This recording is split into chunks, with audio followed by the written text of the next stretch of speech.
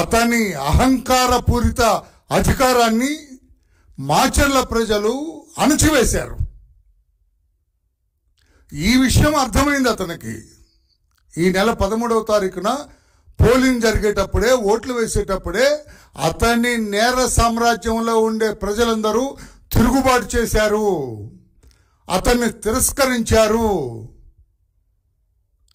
అతని నేరపూరిత సామ్రాజ్యాన్ని కూలతోస్తున్నారు అని అర్థమయ్యి అతను పోలింగ్ బూతుల్లోకి వెళ్ళి ఈ రకమైన అరాచకాన్ని సృష్టించాడు.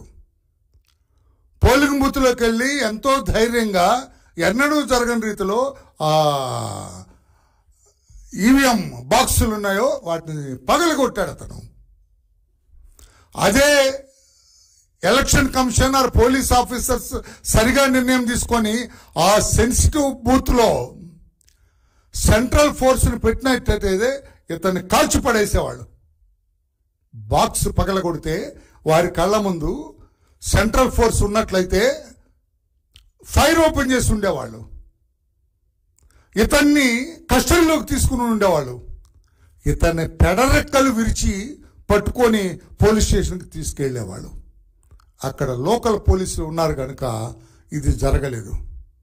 మేము ఎలక్షన్ కమిషన్ అదే అడిగాము నిన్న, మీరు సెంట్రల్ ఫోర్స్ ఎందుకు పెట్టలేదు? ఎప్పుడైతే అది సెన్సిటివ్ బూత్ కింద డిక్లేర్ చేయబడిందో, ఎప్పుడైతే ఆ కాన్స్టిట్యుయెన్సీ సెన్సిటివ్ కాన్స్టిట్యుయెన్సీ కింద నిర్ణయించబడిందో అప్పుడే మీరు సెంట్రల్ ఫోర్స్ని ఆయా బూతుల్లో పెట్టుండాలా. పెట్టలేదంటే అది ఎన్నికల కమిషన్ నిర్లక్ష్యమా?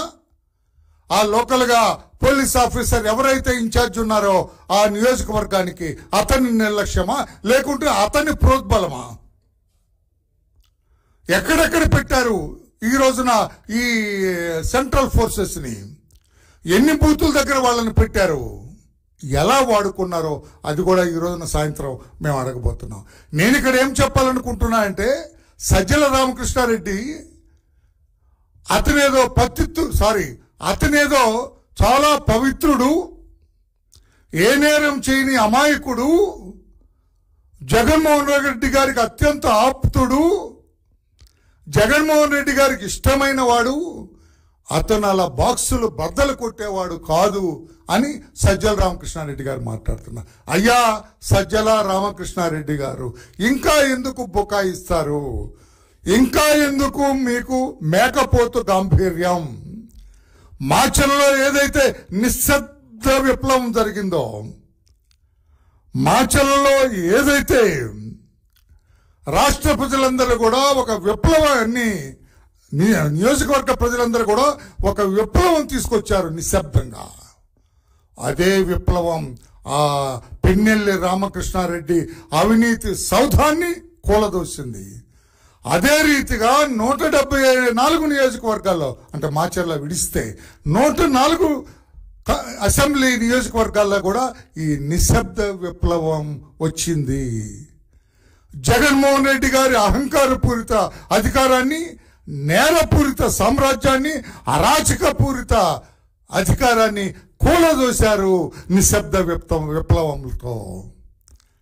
ఆ నిశ్శబ్ద విప్లవాన్ని మీరు గ్రహించలేకపోయారు. జగన్మోహన్ రెడ్డి గారి రాక్షస పరిపాలన 5 సంవత్సరాలు భరించిన రాష్ట్ర ప్రజలు నిశ్శబ్ద విప్లవాన్ని తీసుకొచ్చారు.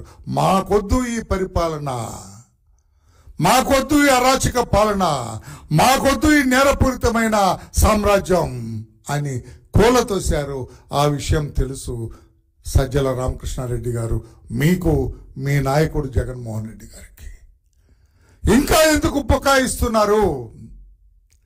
మీకు ఏజెంట్లుగా కూర్చోటానికి కూడా ఇప్పుడు జనం దొరకట్లేదు. నిజం చెప్పండి సజ్జల గారు, పత్రికా సోదరులారా. ఇప్పుడు జగన్మోహన్ రెడ్డి గారి పార్టీ పరిస్థితి ఏమిటంటే, రాష్ట్రంలో రేపు కౌంటింగ్ జరగబోతుంది 4వ తారీఖున. 4వ తారీఖున జరగబోయే కౌంటింగ్కి ఏజెంట్లు కూడా దొరకట్లేదు వీళ్ళకి. It is very sorry. FIR ఇది చాలా బాధతో కూడుకున్న ఎఫ్ఐఆర్ ఇది.